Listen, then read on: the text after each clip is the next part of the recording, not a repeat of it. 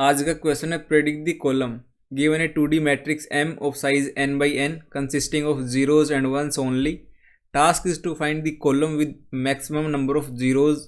If more than one column exists, print the one which comes first.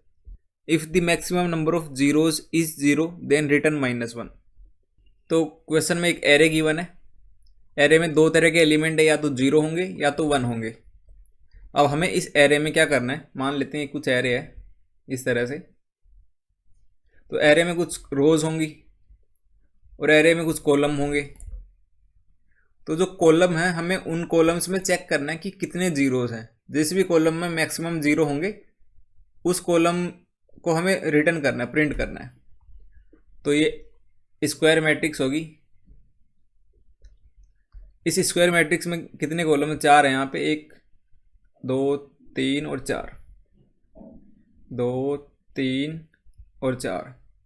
तो यहाँ पे 4 column है, 4x4 की मैट्रिक्स है। तो इस तरह से गिवन होगी। इसमें दो तरह के एलिमेंट हैं। हमें बताना है कि कौन सी वाली कॉलम में मैक्सिमम नंबर ऑफ जीरोस हैं, मैक्सिमम 0।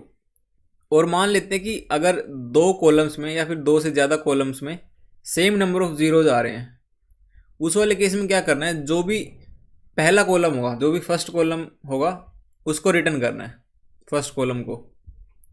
और अगर किसी कॉलम में 0 जीरोज हैं, मतलब एक भी 0 नहीं है, उस वाले केस में -1 को रिटर्न करना है। ये है आज का क्वेश्चन। अब इसको कर लेते हैं। तो इसको अप्रोच कुछ ऐसे करेंगे, 2 फॉर लूप लगेंगे, नेस्टेड फॉर लूप। पहला लूप, दूसरा लूप। ये इंट i है, ये j है, मतलब दोनों लूप 0 से लेके n तक आइटरेट होंगे। n यहाँ पे इसकी लेंथ है। अब करना क्या है, हम जनरली आइटरेट करते हैं रो वाइज इस तरह से। इस वाले क्वेश्चन में कॉलम वाइज करना है इस तरह से। और फिर जिस भी कॉलम में मान लेते हैं, इस कॉलम में मैक्सिमम 0 है, इसमें मान लेते हैं 1 0 है, इसमें 2 है, इसमें 1, इसमें 1। तो एक वेरिएबल लेंगे जो सब में जीरोज को वो करता रहेगा, मतलब काउंट करेगा। इसमें काउंट करा तो जब इसमें जाएंगे, इसने देखा कि इसमें ज़्यादा है तो इस वाले को स्टोर करवा के रखा उसने। फिर इसमें कम है, इसमें कम है, तो इन दोनों को इग्नोर कर दिया। और साथ साथ क्या करेंगे, जिस भी कॉलम में मैक्सिमम जीरोज आ रहे हैं उसको भी हम स्टोर करवा लेंगे। और फिर एंड में क्या करेंगे, रिटर्न कर देंगे उस कॉलम का नाम, जो भी कॉलम होगा। तो इसका अब कोड कर लेते हैं और अच्छे से समझ आ जाएगा कि इसको लिखना कैसे है। तो एक कॉलम ले लेते हैं, इंट कॉलम, स्टार्टिंग में -1। -1 इसलिए ले रहे हैं अगर किसी भी कॉलम में 0 0 आते हैं, उस वाले केस में -1 को रिटर्न करना पड़ेगा। तो -1 ही ले लेते हैं वर्स्ट केस के लिए। अब एक इंट मैक्स ले लेते हैं। मैक्स 0 कितने होंगे एक पर्टिकुलर कॉलम में? 4 इंट i 0 से लेके n तक i प्लस प्लस, और 4 इंट j 0 से लेके n तक j प्लस प्लस। यहाँ पे एक वो लेना पड़ेगा, एक पर्टिकुलर कॉलम में कितने 0 हैं उसके लिए एक 0 वेरिएबल ले लेते हैं।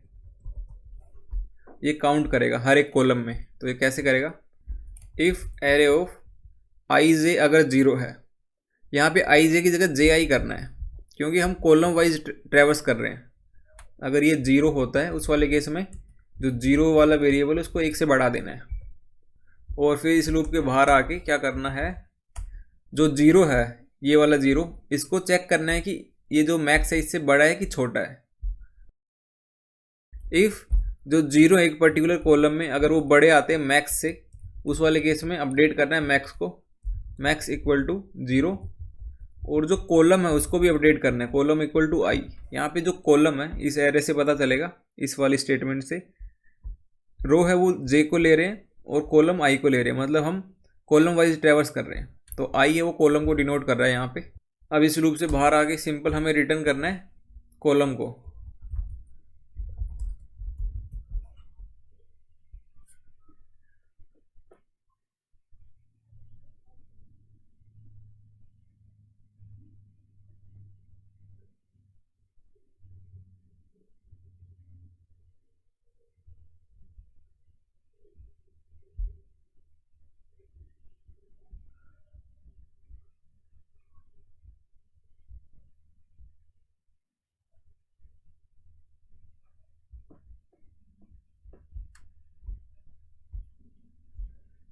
तो ये आज का POTD problem of the day. इसकी जो टाइम कॉम्प्लेक्सिटी है वो यहाँ से पता चल जाएगी।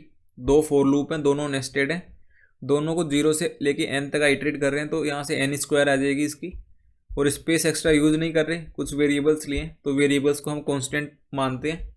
तो स्पेस कॉम्प्लेक्सिटी इसकी बिग ऑफ 1 है और टाइम कॉम्प्लेक्सिटी इसकी n² है।